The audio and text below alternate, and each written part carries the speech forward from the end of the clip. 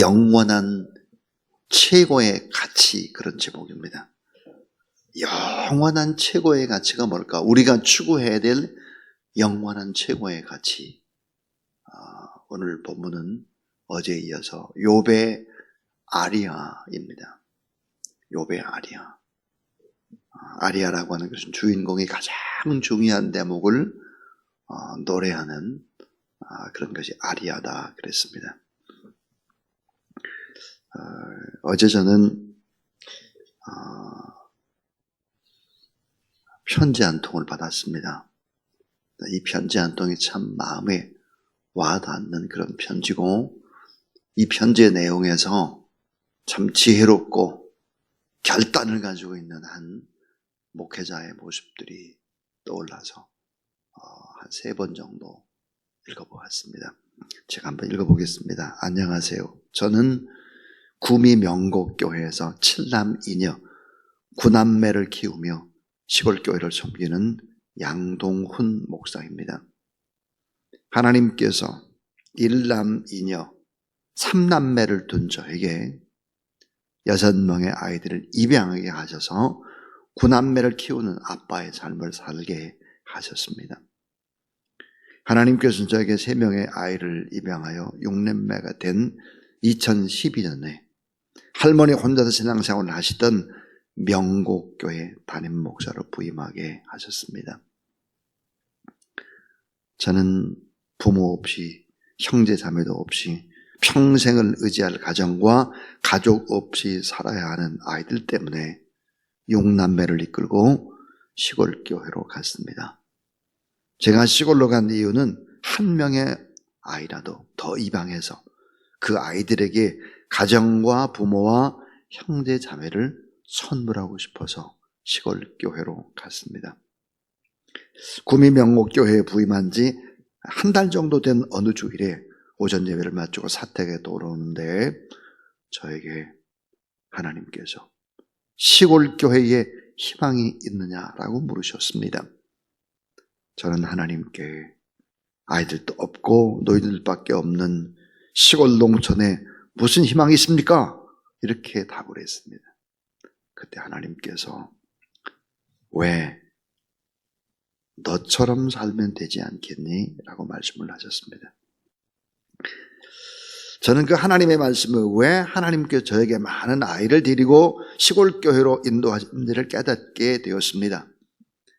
저는 도시에서는 많은 아이들을 양육할 수 없다는 것을 깨닫고 한 명의 아이라도 더 살리고 싶어서 무작정 시골 농촌으로 오게 되었습니다. 그렇기에 왜 너처럼 살면 되지 않느냐 말씀하신 하나님의 말씀에 어떤 부인이나 부정 없이 하나님 말씀 앞에 수긍하게 되었습니다. 대부분 시골 농촌 목사님들처럼 자녀들을 도시로 보내는 삶이 아니라 저는 이 아이들과 함께 시골 농촌에서 살려고 왔기 때문에 이 하나님의 말씀 속에서 하나님의 인도하심과 하나님의 계획을 알 수 있었습니다. 저와 같이 시골 농촌 교회에서 많은 자녀들을 양육하는 삶이 그 시골 마을을 살리고 농촌 교회를 살리는 길이라고 하나님께서 깨닫게 하신 것입니다. 저는 저의 9남매들이 장성하여 9가정을 이뤘을 때에 제가 목회하고 있는 명곡교회와 명곡리 노인들은 돌아가시고 나면 문을 닫아야 하는 교회 마을이 아닌 오히려 아이들이 태어나서 자라고 출산하는 젊은 가정들이 9가정이나 있는 젊은 마을과 젊은 교회가 된다는 것입니다. 농촌 목회자의 자연스러운 삶의 결과가 시골 농촌 교회의 회복이 된다는 것을 깨달았습니다. 대한민국의 산간도서 5지의 교회에 저와 같은 목사가 부임을 해서 많은 아이들을 양육해서 그곳에 정착을 시키고 이 목회자 가정의 자녀들이 장성하여 가정을 이루게 되면 노인들이 죽고 나면 무인촌이 되어 마을과 교회가 문 닫아야 하는 그 교회와 그 마을이 오히려 목회자 자녀들의 젊은 가정을 통해서 출산과 양육이 있는 젊은 마을과 주일학교가 다시 문을 여는 젊은 농촌교회가 된다는 것입니다. 자, 그러면서 자녀 9명과 사모님과 11명이 시골 목회를 하고 있는 것이죠. 그 시골 목회하는 얘기를 쭉 다 소개하는데 보니까 아이들을 서울로 공부시키지 않고 또 뭐 독학을 시키기도 하고 그 다음에 양봉을 시키기도 하고 농사일을 배우게 하기도 하고 그렇게 이제 실천하고 있는 목사님의 그 결단과 농촌 살리자라고 하는 지혜와 이런 것들을 이제 읽으면서 제가 이제 조금만 여러분에게 읽어드렸는데 이게 4페이지예요. 참 마음에 찡한 그런 교훈이었습니다. 이렇게 하면 농촌교회를 살릴 수도 있겠구나. 농촌을 점점점 빈 마을이 많아지는데 또 그래서 교회도 당연히 없어지는데 이런 결단을 가지면 뭐가 되겠구나 그런 생각이 들었습니다. 그리고 자녀들을 자기가 낳은 자녀 말고도 6명이나 입양을 해서 이렇게 농촌 목회를 하고 있는 목사님께 참 박수를 보내고 싶습니다. 근데 맨 마지막은 이렇게 되어 있습니다. 목사님, 우리의 자녀가 커서 양봉을 한 꿀이 있고 농사를 직접 지은 고춧가루가 있습니다. 이것을 사주시면 저의 목회에 도움이 되겠습니다. 그래서 이제 그런 소식들과 함께 또 계좌번호도 적혀져 있었습니다. 이 목사님이 과연 어떤 분이었을까? 그 뒤에 보니까 이런 내용도 썼습니다. 제가 새롭게 하소서에 출연도 하고 방송에도 나가기도 했고 설교도 몇 편이 있습니다. 그래서 한번 보시기를 바랍니다. 그렇게 되어 있었습니다. 영원한 최고의 가치가 뭘까? 그 영원한 최고의 가치는 지혜인데 이 지혜라고 하는 것은 뭘까? 여호와 하나님을 경외하고 사람들에게 생명의 복음을 전가하는 것. 이것은 바로 최고의 가치인 것이죠. 이 최고의 가치를 위해서 지금도 이런 귀한 분이 계시다 하는 생각이 들었습니다. 참 감사했습니다. 자, 큰 건물을 건축할 때 맨 먼저 시작하는 것은 기초공사죠. 기초공사는 너무 중요합니다. 기초가 잘못되면 나중에 결과는 일단 잘못되는 거죠. 가라앉는 것입니다. 성수대교가 무너지고 삼풍백화점이 붕괴됩니다. 모두 다 기초 문제죠. 자, 기초가 잘못되면 벽이 아무리 이태리 대리석을 갖다가 붙여놔도 그리고 좋은 재료를 써도 외국의 좋은 자재를 써도 기초공사가 잘못되면 폭삭하는 것입니다. 오래 못 갑니다. 우리 인생도 마찬가지죠. 인생이라는 큰 건물을 짓는데 기초공사 잘 못하게 되면 이 건물을 유지지탱하는데 보이지 않는 힘, 뿌리와 같은 것이 바로 기초공사입니다. 이 기초공사가 인생이라는 큰 건물을 짓는데 잘못되면 이거 큰일 나는 거죠. 자, 인생이라는 큰 건물의 기초공사 뭘까? 사도 바울은 에베소서에서 그 터와 기초가 뭘까? 인생이라고 하는 성전을 짓는데 터, 기초에 해당하는 것이 뭘까? 그것은 하나님의 말씀이다 그랬습니다. 하나님의 말씀. 선지자들이 전했던 하나님의 말씀이 바로 기초가 되어야 한다. 오늘 여러분 기초공사하러 잘 나왔습니다. 새벽에. 이 기초공사, 오늘 하루라는 기초공사를 이 말씀과 함께 하는 것은 너무 중요하죠. 자, 인생이라는 성전을 짓는데 기초는 하나님의 말씀이다. 말씀을 붙잡고 기도하는 것이다. 기도할 때 하나님의 능력인 성령이 임할 뿐만 아니라 권능이 임하고 가장 소중한 무엇이 임할까? 지혜가 임한다. 지혜. 기도하지 않는 사람에게는 결국은 지혜가 임하지 않는다는 것입니다. 최고의 지혜, 영원한 가치. 오늘 성경 속에 욥은 하나님의 지혜가 너무 귀한 것인데 하나님의 지혜를 찾기가 어렵고 얼마나 비싸고 가치 있는지를 노래하고 있습니다. 오늘 본문은 바로 금이나 은이나 보석이 숨어져 있어서 광부들이 광산에서 이 금이나 은을 캐내는 작업들이 얼마나 어려운지를 노래하는 욥의 아리아입니다.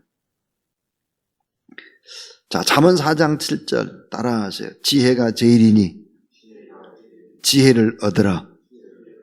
자, 지혜가 제일이니 지혜를 얻으라는 거예요.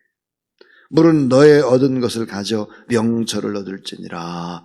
지혜롭게 살아가는 사람이 최고의 축복의 사람이고 영원한 최고의 가치를 추구하는 사람이 바로 하나님의 지혜를 얻는 것이다 그랬습니다. 근데 우리는 알아야 합니다. 자, 세 가지 얘기를 하려고 하는데요. 짧은 시간이지만 내용은 정말 많은 내용이죠. 성경이 인용된 구절만 한 20개가 넘어요. 근데 제가 성경을 일일이 다 인용을 하면 이 새벽에 못할 것 같아요. 자, 첫 번째로 중요한 거, 지혜의 귀중한 가치를 알아라 하는 거예요. 이 지혜의 귀중한 가치를 알아라. 이 지혜는 하늘의 축복이고 하늘의 보화예요. 이게 지혜는 정말 귀중한 가치다. 얼마나 지혜가 귀중하냐. 금이나 은보다 귀하다. 잠언 3장 14절에 금이나 은보다 더 귀하다. 잠언 또 8장 11절이니까 진주보다 귀하다. 지금으로 말하면 어때요? 다이아몬드보다 더 귀하다. 그게 지혜다. 그런 거죠. 근데 전도서 9장 16절에 보면 어느 힘보다도 가장 큰 힘이 지혜다. 힘이 지혜다. 또 하나 전도서 9장 8절에 보면 뭐라고 되어 있느냐. 제일 귀한 무기다 그랬습니다. 무기. 그 어떤 병기보다도 더 나은 것이 지혜다. 지혜 있으면 어때요? 신무기 되는 거예요. 최고의 무기. 엄청난 힘이라는 거예요. 진주라는 거예요. 금이나 은보다 더 낫다는 거예요.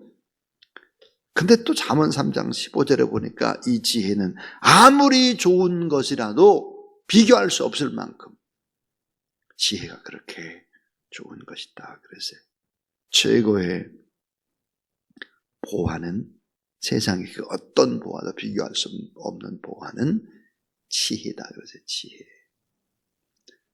여러분의 자녀들이 또 여러분이 이 같은 지혜를 얻게 되기를 주님의 이름으로 축원합니다. 자, 그럼 두 번째, 지혜 있는 자가 누리는 복은 뭘까? 지혜 있는 자가 누리는 복이, 그 복은 뭘까?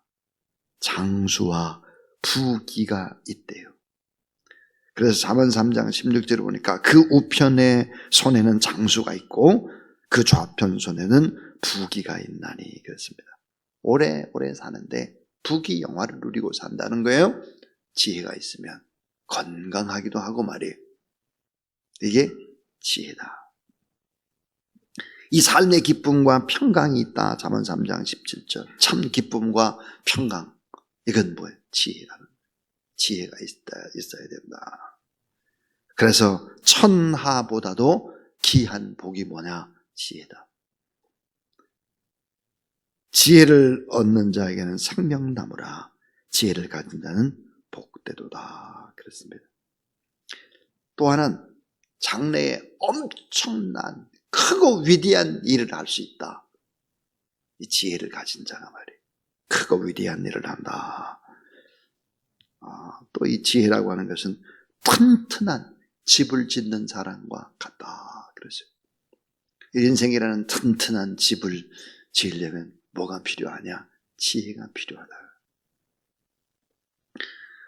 또 이 다니엘 12장 3절에 보니까 별처럼 빛이 나는 것이 바로 지혜다.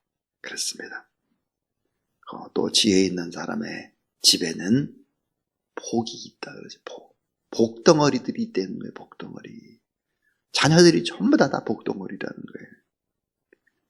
그래서 지혜가 있어야 어때요? 성경은 지혜가 있어야 행복하고 지혜가 제일이고 지혜가 최고의 가치다.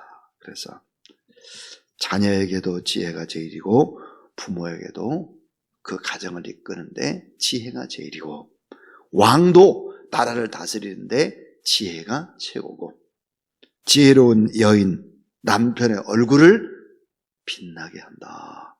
그랬습니다. 지혜로운 남편, 지혜로운 아내, 지혜로운 사업가, 군인, 정치가, 학자, 목사, 누구든지 다 이 지혜, 영원한 가치를 지닌 축복에, 이게 다 뭘까? 이게 다 보호다. 또 이 보화가 바로 이제 지혜다 그랬습니다. 자, 오늘 성경은 광석을 채굴하는 일에 온 힘을 사람들이 다 한다는 거예요. 얼마나 온 힘을 다하나 보니까 오늘 말씀에 여러분 잠시 한번 보시죠. 9절을 보니까 사람이 굳은 바위에 손을 대고 산을 뿌리까지 뒤엎으며, 산을 막 뒤엎어요. 파고. 자, 반석에 수로를 터서 각종 보물을 눈으로 발견하고, 누수를 막아 스며나가지 않게 하고, 감춰져 있던 것을 밝은 대로 끌어내느니라 그랬어요. 그러니까 산을 다 뒤집어 파고, 깊이 다 뒤지고 이렇게 해서라도 이런 금이나 은이나 진주나 이런 보석들을 뽑아낸다는 거예요. 근데 이 보석 중에 보석은 뭐냐? 최고의 보석은 지혜다. 지혜. 근데 우리는 여기서 아주 중요한 진리를 알아야 합니다. 인간의 힘은 크게 세 가지였습니다. 인간의 힘 세 가지였다. 그게 뭘까요? 지혜의 힘이에요. 지혜가 있어야 돼요. 왜? 조금 전에 그랬잖아요. 지혜가 있으면 신무기와 같고, 이건 금은 보석보다 더 중요하고, 이건 건강하게 오래오래 장수하고, 지혜가 최고라는 거예요. 지혜의 힘. 또 하나는 지식의 힘입니다. 지식의 힘. 또 하나가 뭘까요? 육체의 힘이었습니다. 지혜가 없을 때 인간은 지식을 의지하죠. 지식이 없을 때는 육체의 힘을 의지합니다. 자, 하나님께서 인간을 처음 창조하셨을 때 인간에겐 뭐가 있었느냐? 하나님 주시는 최고의 가치인 지혜가 있었습니다. 자, 하나님이 주신 지혜로 만물의 이름을 짓고 만물을 다스리는 권세까지 얻었어요. 그런데 인간의 범죄함으로 말미암아 하나님이 주시는 놀라운 최고의 가치, 지혜를 다 빼앗겼습니다. 지혜를 다 뺏겼어요. 그러니까 지혜보다는 사람은 뭘 추구할까요? 육체의 건강을 추구하고, 또 뭘 추구해요?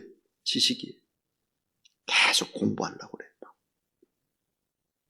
육체적으로 건강하고 지식을 추구하면 행복하겠지. 천만의 말씀이죠. 자, 인간이 하나님을 경외하지 않고 인간 스스로 하나님처럼 되려고 하는 범죄 때문에 지혜를 잃어버리게 되고 지혜 없는 자가 됐습니다. 어리석은 인간이 된 거예요. 악한 인간이 된 거예요. 욕심 많은 인간이 된 거예요. 앞을 내다보지 못하는 지혜가 없는 무능한 인간이 된 거예요. 그래서 모든 인간은 전부 다 허무하게 살고 절망 속에 살아가는 그런 인간이 된 것입니다. 그래서 여러분, 참된 지혜를 얻는 길이 무엇이겠나? 이 세 번째가 제일 핵심이에요. 참된 지혜를 얻는 길은 어떻게 해야 될까 하는 거예요. 참된 지혜를 얻어야 되는데, 지혜의 기중함을 우리가 이제 배웠잖아요. 지혜 있는 자가 누리는 어마어마한 복이 얼마나 위대한지를 배웠잖아요. 그렇다면 참된 지혜를 얻는 길이 뭐겠느냐 이거예요. 그 참된 지혜를 얻는 길의 핵심은 뭘까? 그것은 하나님을 경외하는 것입니다. 하나님을 경외하라. 여호와를 경외함이 곧 지혜의 근본이고 지식의 근본이고, 여호와를 경외하는 것이 명철이다 그랬습니다. 여호와 하나님을 경외함으로 우리가 하나님 앞에 예배드리고 기도하고 하나님을 경배하고 찬양하고, 이런 것들이 최고의 지혜를 얻는 길이다. 골로새 2장 3절 따라하세요. 그 안에는 지혜와 지식과 모든 보화가 감추어져 있느니라.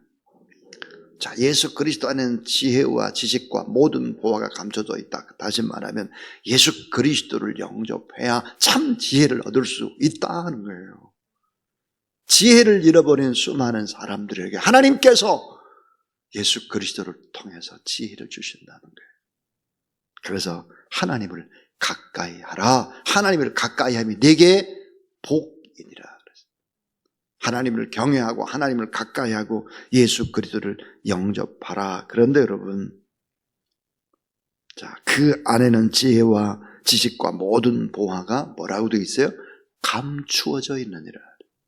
감춰져 있어요. 그러니까 일반 사람들한테는 안 보이는 거예요. 이게 감춰져 있어서. 이사야서에 보니까 뭐라고 말했어요? 흑암 중에 보화를 감춰놔요. 자, 눈으로 봐는 전부 다 흑암이에요. 보화가 안 보여요. 근데 흑암 중에 뭐예요? 보화를 감춰놓는 거예요. 그래서 일반적인 사람의 눈에는 안 보인다. 그럼 어떤 사람 눈에 보일까? 여호와 하나님을 경외하고 마음속에 예수 그리스도가 있는 사람, 성령의 사람, 이런 사람들의 눈에 보이는 거예요. 생각해 보세요.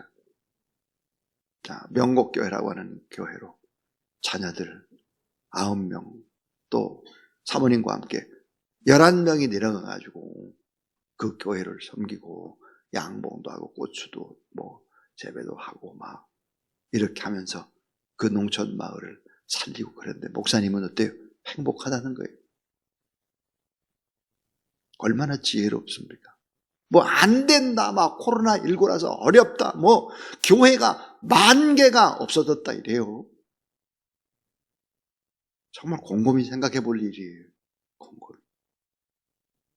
인간적인 생각이 아니라 하나님의 지혜를 얻으면 그렇지 않다는 거죠. 그래서 이 진리와 지혜의 가치를 욥기 28장, 이제 내일 본문이에요. 15절부터 22절까지 보니까 욥의 그 진리의 지혜에 관한 그런 가치를 이렇게 얘기해요. 자, 순금보다 더 낫고 은보다 낫고 황금보다 낫고 수정보다 낫고 정금 장식보다 낫고 진주와 벽옥과 산호와 구수의 황옥과 그 모든 값진 것보다 귀한 것이 지혜다 그랬어요. 내일 본문에 나와야 돼요. 이 지혜는 이런 것이다. 다시 말하면 뭐예요? 예수 그리스도를 믿고 이렇게 하나님 앞에 예배드리고 이렇게 하는 것은 많은 돈을 버는 것보다 수많은 뭐 은, 금, 수정, 뭐 산호, 뭐 황옥 이런 거 잔뜩 쌓아놓는 것보다 가장 귀한 것이 여호와 하나님을 경배하고 예배하는 것이라는 사실을 믿으시기 바랍니다. 이건 믿어야 돼요. 그래야 자녀들을 제대로 가르쳐요. 그래야 자녀들이 지혜로워져요. 이 진리를 알아야. 결국은 여러분, 솔로몬이 어떻게 지혜를 얻었습니까? 일천번제예요. 하나님 앞에 예배 드리는 거예요. 일천번제. 우리도 일천번제 하잖아요. 일천번제. 전 일천번제를 4번 했어요. 4번. 전 일천번제에 대한 놀라운 간증이 있어요. 여러분, 일천번제를 하나님 앞에 예배를 드린 거예요. 그 지혜를 구했죠. 지혜만 주신 것이 아니죠. 부귀영화 다 주셨죠. 지혜 주심을 간절히 구하라. 그러면 어때요? 성령과 함께 주시는 거예요. 성령. 그 잠언 2장 6절 대저 여호와는 지혜를 주시며 지식과 명철을 그 입에서 내시느니라. 그래서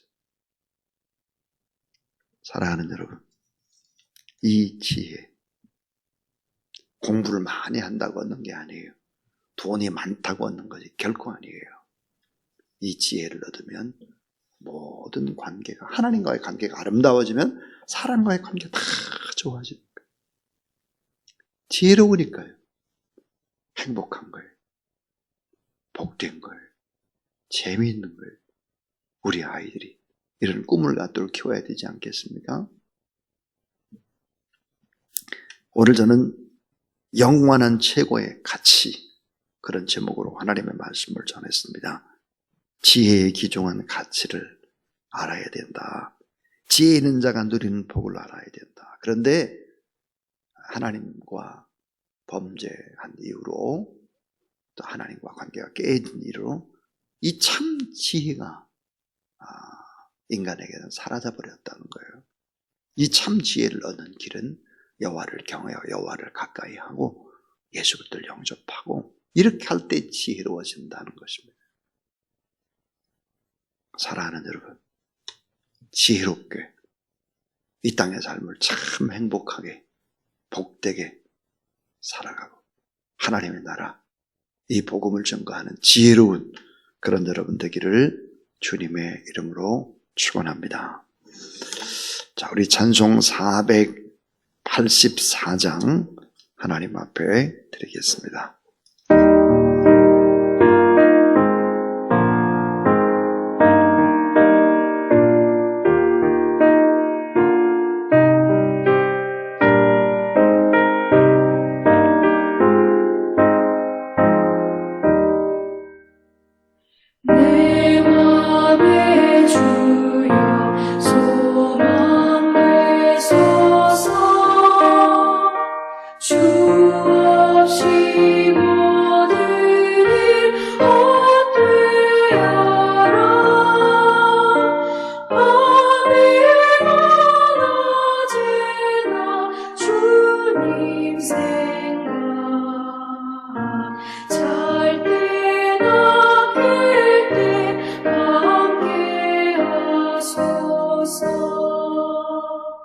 지혜의 주여 말씀으로서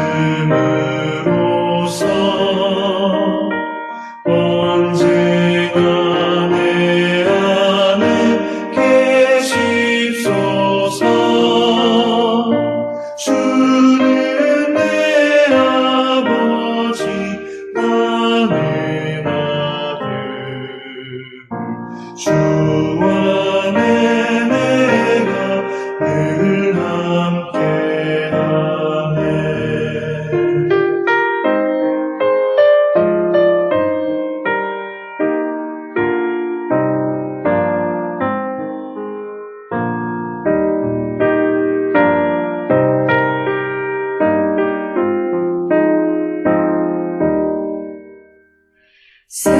세상의 영광 다 모여도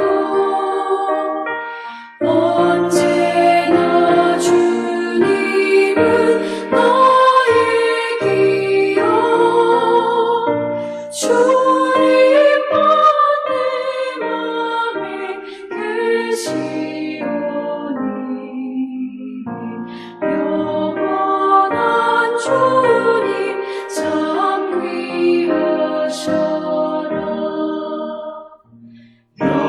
영원한 주님 내 승리의 주, 하늘의 기쁨을 주옵소서. 어떠한 고난이 닥쳐와도 만유의 주여 소망 되소서. 아멘.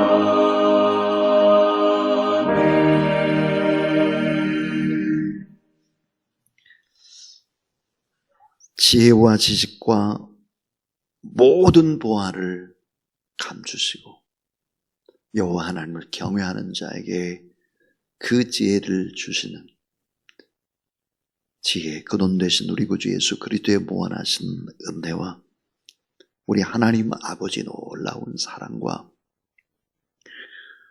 우리가 기도할 때 성령의 능력으로 하나님의 지혜를 주셔서 승리하게 하고 행복하게 하고 복된 길로 사람을 유익하게 만드는 그 성령의 놀라운 권능의 지혜가 하나님 앞에 예배드리는 모든 하나님의 사람들 머리 위에 이제로부터 영원토록 함께 하옵시기를 간절히 축원하옵나이다. 아멘.